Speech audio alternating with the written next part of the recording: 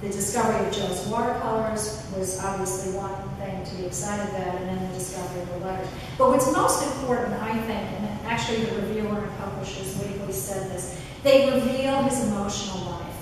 In fact, I just spent the better part of a week with a New York Times reporter who's doing an article about the exhibit in Nyack and about the book.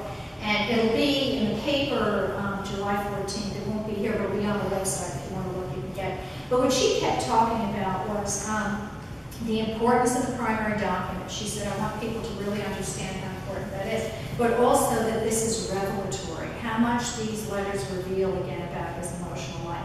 And again, as most of you know, he was notoriously reclusive, introspective, emotionally almost shut down. He had few friends, and the people who were his friends often said they felt they never quite knew him. And so to see this degree of revelation is extraordinary. Let's see the next one. Okay, so this is Edward Hopper. Again, the letters start in 1904. The first two letters were written to his home in Nyack. This is what Ed looked like in 1904. That's his self-portrait. This is a photograph of him in Paris. 1904, he was still living at home, taking classes in the city. Alta, I've scraped together everything I can figure out about her.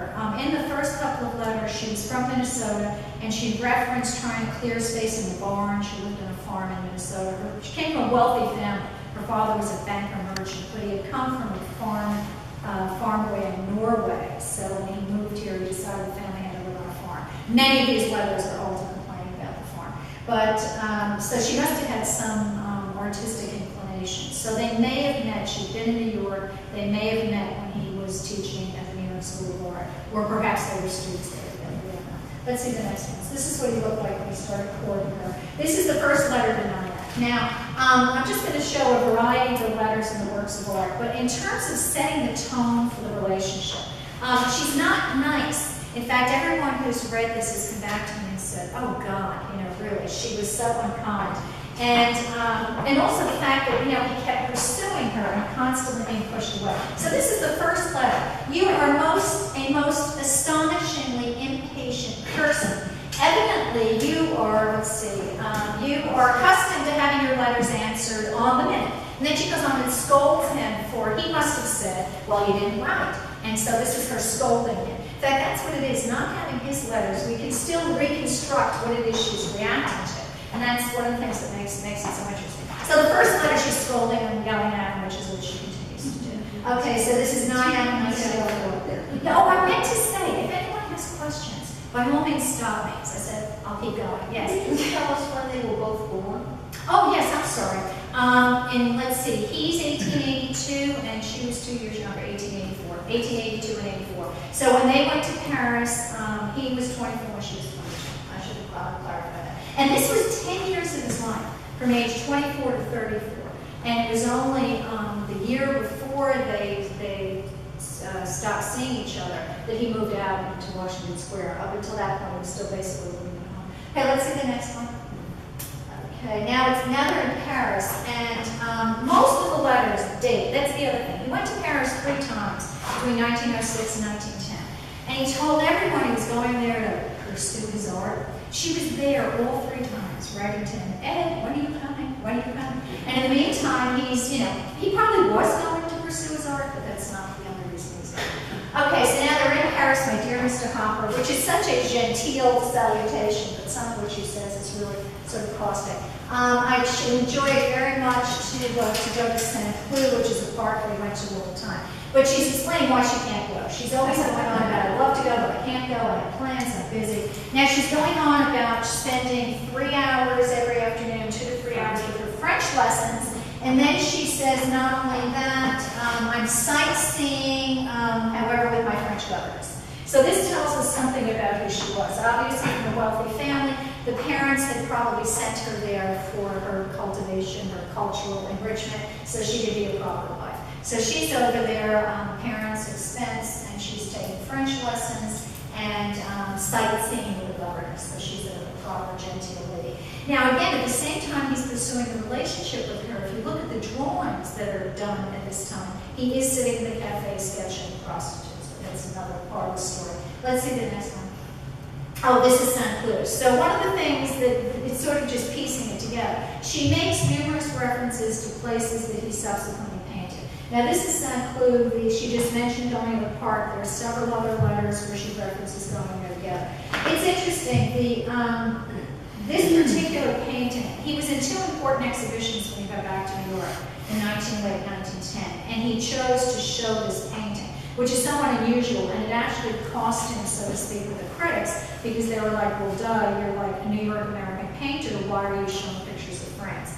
And yet he showed this numerous times in important exhibitions. So obviously he was fond of it, and we don't know that it necessarily was because it had something to do with her, but we know it's a location that he chose, and it's a place that he went with her. And again, the thread here is now that I know something about her, we know something about his life that we didn't know before. It's like the Yale editor said, we're now able to recontextualize. So we can now look at these knowing something we didn't know before. Is this an oil? Yes, this is an oil. This is an early oil. And he did 3 or 4 other views of St. Cloud. I actually think one of the other ones is better. He didn't sign them and he didn't show them. So to me, if an artist doesn't sign or show the work, it basically gets rolled up and put away. This one, he obviously was fond of. It had a history. So let's see the next one, Mary. Now this one he did not, never sign and never show. I think what's interesting about this, and this is the other, again, the life reveal. A woman by the name of Enid Sy lived in the boarding house in Paris where he stayed all 3 times that he traveled there. Well, actually, I shouldn't say that. The first year he was there, Enid was there. He was pursuing Enid as well, and we didn't know to what extent. Enid was a student at Sorbonne. She was from England. Now, he wrote home, though. The first Christmas he was there, he wrote home and said, I went to a Christmas party with a sweet Welsh girl. He didn't call her sweet, a girl. A Welsh girl. We had a fun time. Student at the Sorbonne, who was clearly Enid. So he writes home telling his parents that on the 27th, he wrote a letter on the 27th saying Christmas night he'd spend with Enid. Now there's a letter from Alta saying, I can't go to dinner, and it's dated the 28th.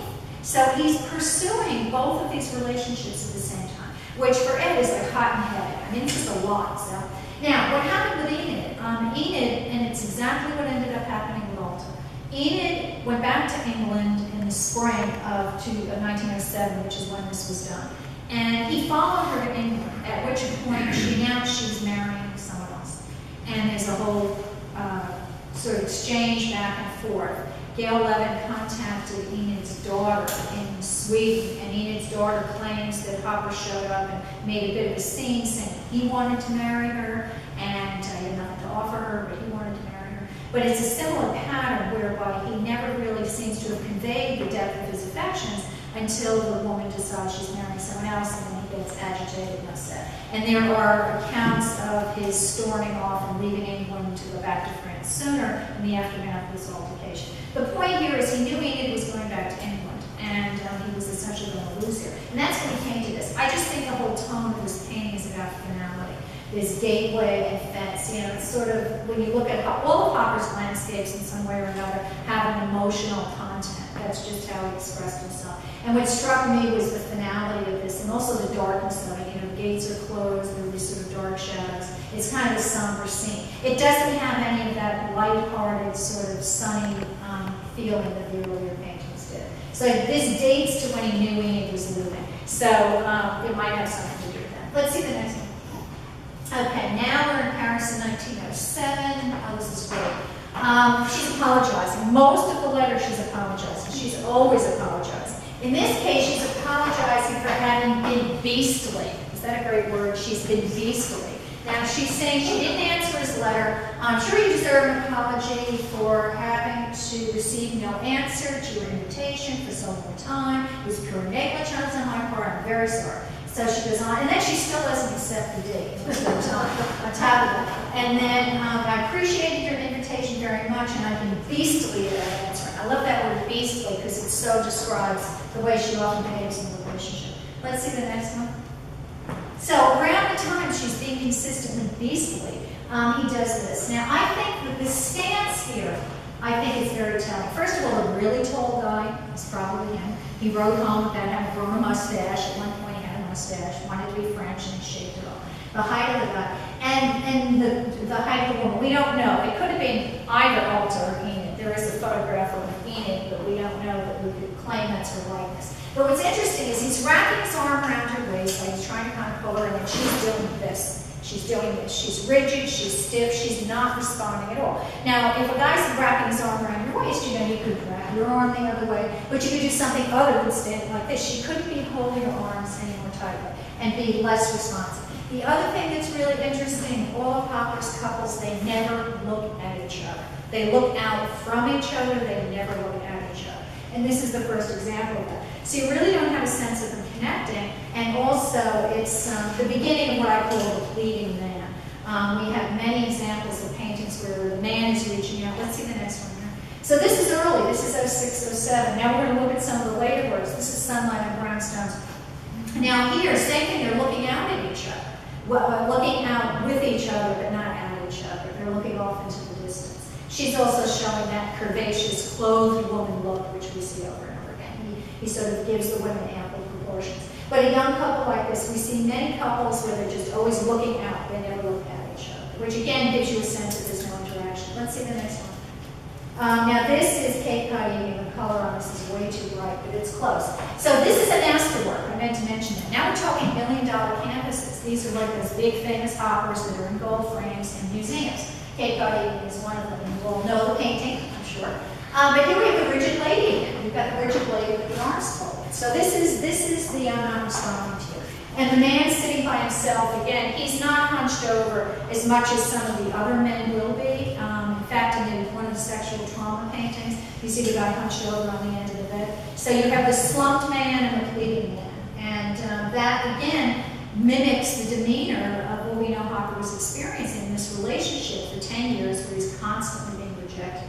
Let's see the next one. Okay, and here's Sea Watchers, same thing. Now this is supposedly a couple, we would think, and they're just staring out at the beach together. I mean, it doesn't mean that they will have to interact and act as if they're connected to each other, but they never do. They never do. And they look really alone and miserable as well. Let's see the next one. Okay, now, they did have their moments. Now here, yes, I should like very much to go to dinner tonight. I'll expect you about 7. So there are a few of these where he's clearly invited her and she said yes, she'd like to go. But more often than not, she finally accepts it after weeks of apologizing for saying that. Let's see the next one. Okay, now this is interesting. Now she's in Minnesota, he's in New York. So they wrote a lot back and forth in Paris. And then when he was back in New York and she was back in Minnesota, she was always trying to get back to Paris. In some cases, she came and spent periods in New York as well, taking classes, and they were in touch with each other. Now this is interesting. Here she's talking about recklessly talking about going back to Paris. This gets interesting. Do you know I had a very alarming dream about you a while ago? You tried to throw me down a cliff or something, and I had an awful time trying to save my life. I decided you must be hating me very hard to cause such a dream. And wonder, it's something about I didn't answer your note. I didn't answer your note about when I was coming to New York again. And then she said, I didn't know, I really didn't know, which is why I didn't tell you. Now that's really interesting. That the dream that she's having is that he's so filled with hate, that's a strong word, that she's dreaming that he's throwing her off a cliff because she's treating him so badly. So that says something again about the tenor of this relationship.